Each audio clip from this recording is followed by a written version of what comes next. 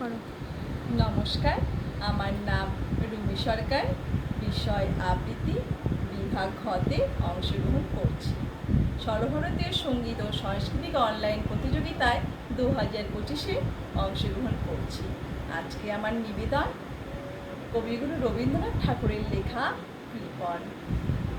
আমি ভিক্ষা করে ফিরতেছিলেন গ্রামের পথে পথে, তুমি তখন চলেছিলে তোমার সৈন্যরথে।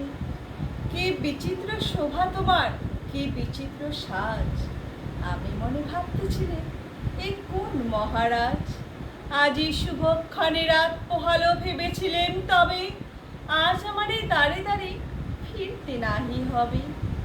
বাহির হতে নাহি হতে কাহার দেখা পেলে পথে, চলিতে রথ ধনধান্য ছড়াবে দুই ধারে।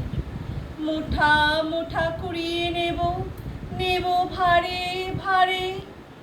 দেখি সংসারত থেমে গেল আমার কাছে এসে, আমার মুখ পানে চেয়ে নামলে তুমি হেসে। দেখে মুখের প্রসন্নতা জুড়িয়ে গেল সকল ব্যথা। হেনকালে কিসের লাগি তুমি অকস্মাৎ আমায় কিছু দাও গো বলে বাড়িয়ে দিলে হাত। মরি একই কথা রাজাধিরাজ, আমায় দাও গো কিছু। শুনে ক্ষণকালের তরে রইনু মাথা নিচু। তোমার কি বা অভাব আছে ভিখারি ভিক্ষুকের কাছে? এ কেবল কৌতুকের বসে আমায় প্রবঞ্চনা। ঝুলি হতে দিলেন তুলে একটি ছোট কণা। যবে পাত্রখানি ঘরে এনে উজাড় করি, এ কি ভিক্ষা মাঝে একটি ছোট সোনার কণা দেখি।